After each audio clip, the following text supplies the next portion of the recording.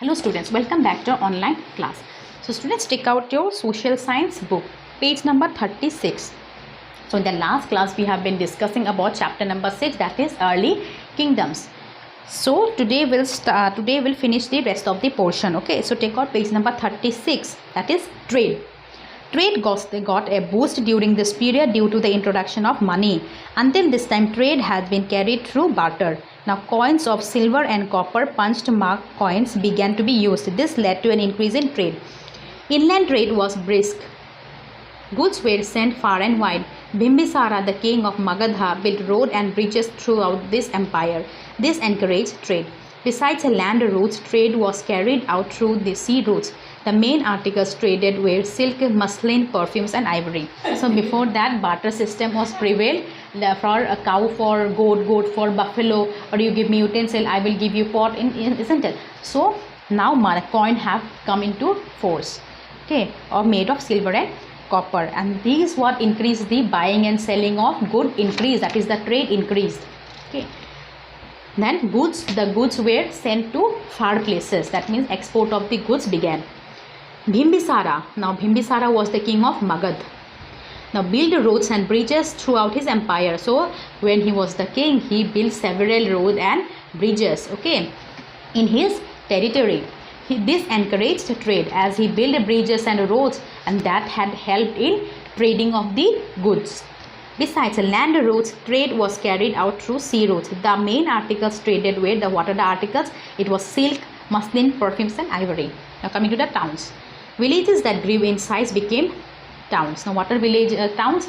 Villages which have been expanded, it became town. Town also grew around centers of trade and craft. Now in town, now as of now, we are getting many things in town rather than villages, isn't it? In the same way, everything used to be available in towns. Sometimes artisans and craftsmen came together to work as a group. So these artisans and craftsmen, they go together in the town to sell the goods. These places developed in towns. Now what are those towns? Ujjaini, Vaishali, Ayodhya, Kaushambi, Tamralipti and Champa were some of the important towns of that period. Now society, the people were grouped into Varnas. Now what are Varnas? Let us see. That time now Varna system also came into force. There were 4 Varnas, okay, Brahmins, Kshatriyas, Vaishyas and Sudras. So these are the 4 Varnas. These Varnas were decided on the basis of birth.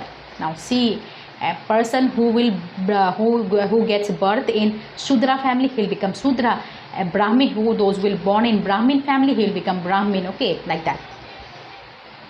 This means that if a person was born in Brahmin family, that person will automatically become a Brahmin. People of different Varnas perform different tasks. Now these Varnas, the people work according to these Varnas. Now see, the Brahmins were expected to teach the Vedas and perform religious rituals and sacrifices. Now like Pandits, saints, sadhus, isn't it? So it is their duty to teach the Vedas to the student. That means they were treated as gurus, okay, and they used to perform religious rituals, okay. And who are Kshatriyas? Kshatriyas were the rulers, those who fought wars and they were warriors. Now who are Vaishyas? Vaishyas are who used to trade and do agriculture, okay. Trade means they are buying and selling of goods and who deals in agricultural product. They used to sell wheat, barley, like that. Now only the first 3 Varnas could study the Vedas and perform sacrifices. Now see, the first 3 Varnas, that is the Brahmins, Kshatriyas and Vaishyas, these 3 can only study the Vedas and perform sacrifices, okay. The Shudras had to serve the other 3 groups. That means Shudra becomes the low caste. That means the Shudra people, in the early we have studied Dasas, isn't it? So these people have to serve the 3 group of people, that is the Brahmins, Kshatriyas and Vaishyas. In addition, there was another group of people, the untouchables, who were even lower in social rank than the Shudras. Those people were treated untouchable, who are much more lower than Shudras.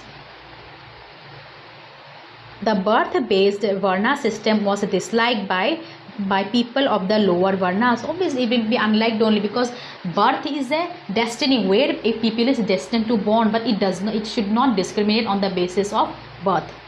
Over time, the Varna system became more and more rigid. That means it is becoming more and more fixed. Professions become hereditary, and there were separate rules of each Varna. Suppose a son of a chariot rider, he will become chariot rider only. As a person who is making pottery, his son will become potter only, in that way. Now coming to Magad. Magadha was a monarchy ruled by a king. Magad is a territory where a king rules. During this period, it was the most powerful Mahajanapada. It was the most biggest territory. Okay, this was due to many factors. Magadha was located in the Gangetic basin where the soil was very fertile and yielded good harvest. Land tax was high and it provided a large income for the kingdom. This enabled the kings to maintain a large army. So why this Magadha was very much powerful? Because it is located near the Gangetic plain. That means easily accessible of water, where crops can be harvested and cultivated easily, isn't it? And they also collected large revenue from the farmers. The forest provided Magadha with timber and elephants. The forest used to give in Magad used to give what? Timber, that is the wood, okay, and elephants, because elephant used to reside in forest. Timber was used to build houses, forts and chariots. Chariots means rath. Elephants were used in the army. So that is why it became more powerful. Everything is easily accessible over there in Magad. Magad had large deposits of iron ore. Now that iron ore is used in making for war, isn't it? Now iron was used to make agricultural implements, tools and weapons for war. Then Magadha was protected by nature. The old capital of Rajagriha, present day Rajgir, was surrounded by hills, and on all sides the new capital Pataliputra, present day Patna, was situated along river Ganga. These were natural barriers against any attack on the kingdom. Now again, what is the beneficial of this? What are the benefits of Magadha? It is situated in such a place that all surroundings are of hills and mountains, by which other territory find it hard to attack, okay, because of these barriers.